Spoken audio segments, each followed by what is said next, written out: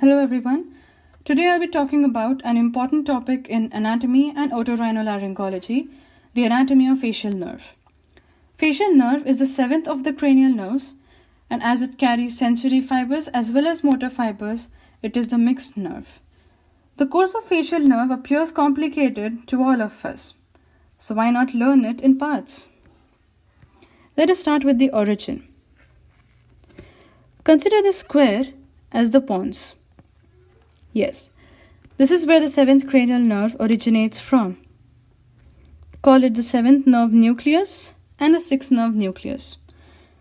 The seventh cranial nerve originates from the nucleus, whirls around the sixth cranial nerve and leaves the pons ventrally. Meanwhile, when it crosses the sixth nerve nucleus, it gives a bulge called the facial colliculus. Also, a sensory root arises called the nervus intermedius of Risberg. So this joins the facial nerve and they together enter a canal in the temporal bone called the internal acoustic meatus or the internal auditory canal. They traverse through it, and at the point just above the medial wall of the middle ear, it gives a branch. What is it? The greater petrosal nerve. So this is the greater petrosal nerve which receives, yes, you heard it right, it receives some fibers from the sympathetic plexus around the internal carotid artery.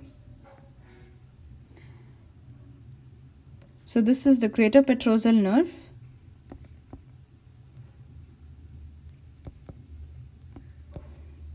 And this is the ICA with the sympathetic fibers around it. So together, this greater petrosal nerve enters another canal called the pterygoid canal. In this course, the greater petrosal nerve is also called the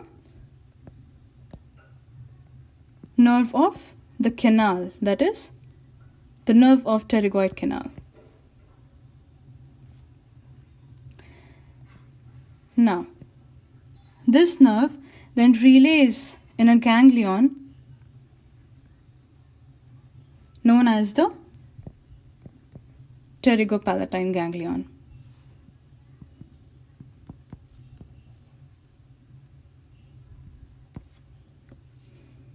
Well, relayed, and now what? It has to supply something. This nerve then goes and supplies by dividing into various branches. What are those branches? The lacrimal branch, the nasal branch, the palatine branch, and the pharyngeal branch, supplying the respective areas, the lacrimal gland, the nose, the palate, and the pharynx. This was the greater petrosal nerve. Let's get back to the facial nerve now. This we saw is the middle ear, the middle wall of the middle ear. So the facial nerve, after entering the, giving the greater petrosal nerve, courses across the wall of the middle ear, outside the wall of the middle ear to come posteriorly. Now when it comes posteriorly, it gives a branch to the middle ear and then it continues further. While continuing further, it crosses a foramen. Yes, the stylomastoid foramen.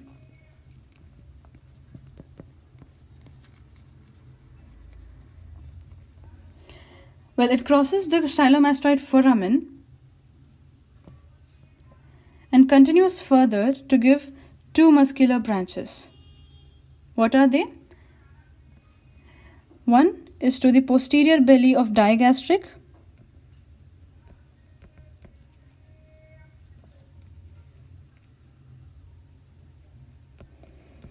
and the second one to the stylohyoid.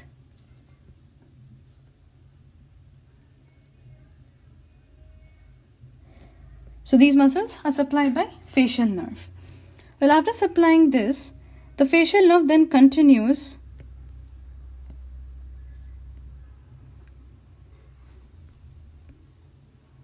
to traverse a gland.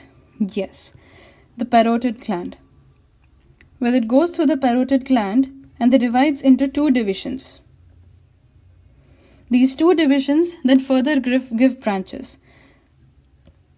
This gives the temporal and the zygotic branch.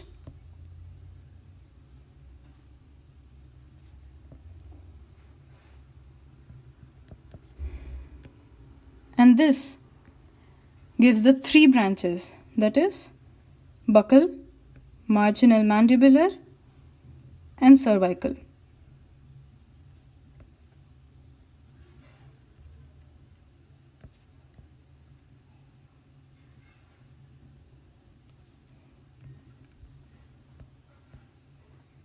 Well, this does not end here. Just after leaving the middle ear and giving a branch to the middle ear, the facial nerve gives another branch. Yes, which is that branch?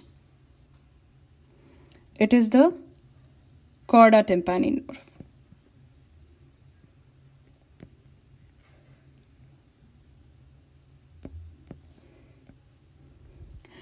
So this chorda tympani nerve, after coming out as a branch of the facial nerve, continues and then supplies what? Well, first, it relays into a ganglion, the submandibular ganglion here.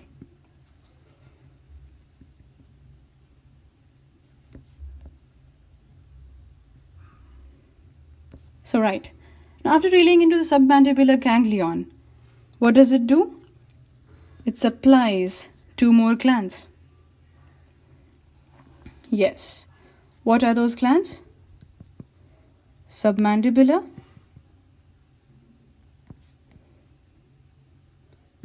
and the sublingual gland. So we saw here that the facial nerve via its branches supplies all the three salivary glands.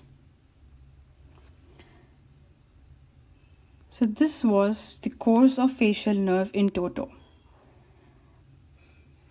Looks complicated, yet it is not as much. This was the anatomical aspect of the course of facial nerve. We also know that facial nerve holds importance in ENT. How? Let's get back. Consider this as the facial nerve. This is the pons from where it originated. This is the internal auditory canal. Let's consider this as the inner ear. This will be the middle ear and then the mastoid.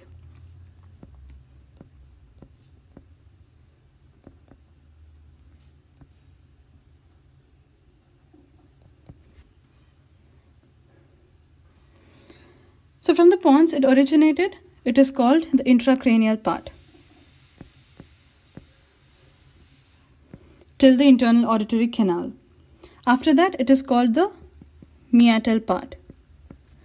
Once it enters the inner ear, it is called the labyrinthine part. As we know, the inner ear is synonymous to labyrinth. Well, this labyrinthine part is the shortest and the thinnest. Well, after the inner ear, it has to reach the middle ear, which is called the tympanic part. As the middle ear is called the tympanum. Then comes the mastoid part, where it crosses the mastoid cavity. Now after mastoid, it crosses the stylomastoid foramen to exit. Well, this part, the part inside the ear, including the inner, middle and mastoid, is overall called as the facial or fallopian canal.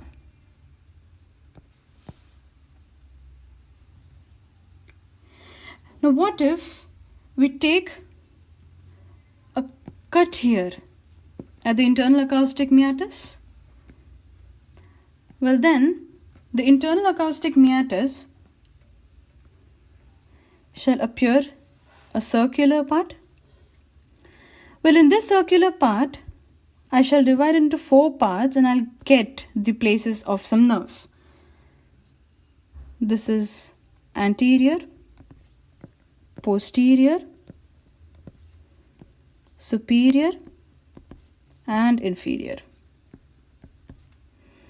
So here we have few nerves. What are those?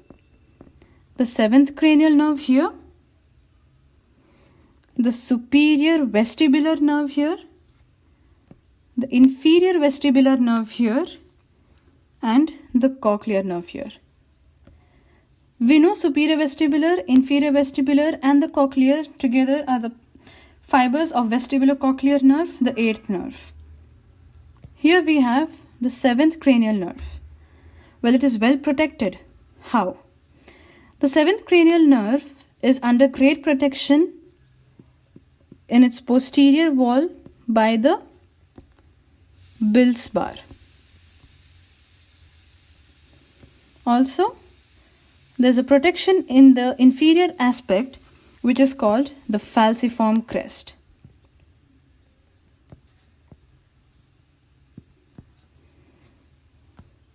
This was the internal acoustic meatus. You must have also heard about genu of facial nerve. Genu are nothing but the bends of the facial nerve. Call it the facial nerve, the internal auditory canal, inner ear, middle ear, the mastoid, and the stylomastoid foramen. So the first genu of the facial nerve occurs here.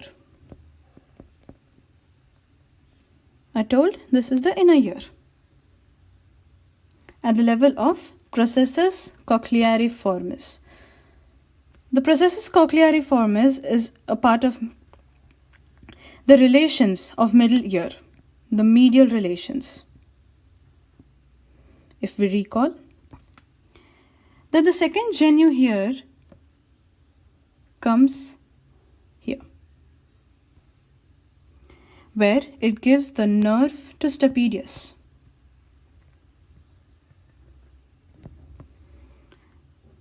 Now there's a third genu where it gives a branch called chorda tympani.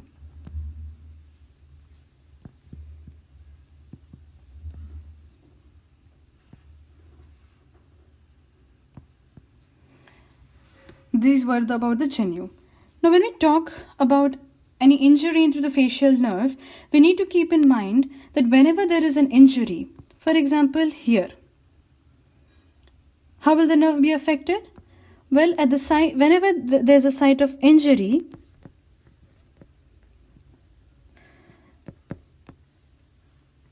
the functions will be absolutely normal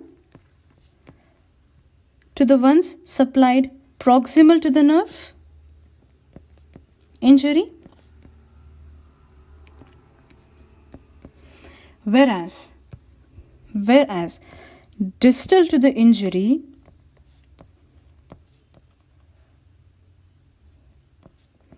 there will be functional defect, because after the injury, the distal aspect of the nerve has no function, whereas this proximal aspect of the nerve will remain fully functional. Now there's something called the facial recess.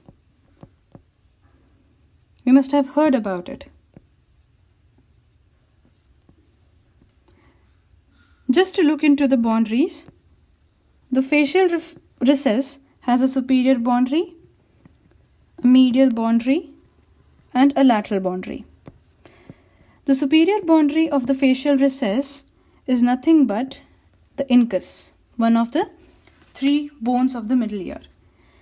The medial relation is the facial nerve, whereas laterally it has the chorda tympani branch of the facial nerve. and it lies anterior to pyramid. This was the anatomy of facial nerve.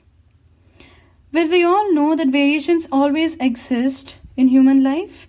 Here also, the facial nerve has some variations. Well, this is the normal course of facial nerve in the wall of the middle ear, this being the round window and the oval window. Now what happens is, sometimes the facial nerve may show a swelling kind of stuff here which closes the oval window to some extent. Sometimes the facial nerve might trifurcate just after crossing the oval window. In some cases, it's also possible that it arches after crossing above the oval window, or it can bifurcate after crossing the oval window. Sometimes, before crossing the oval window, it bifurcates and then again joins after crossing the oval window. Sometimes, instead of going above the oval window, it goes below the oval window. These were the variations that we see in facial nerve, which has to be taken care of while dealing with it surgically. So this was the first part of facial nerve. Thank you.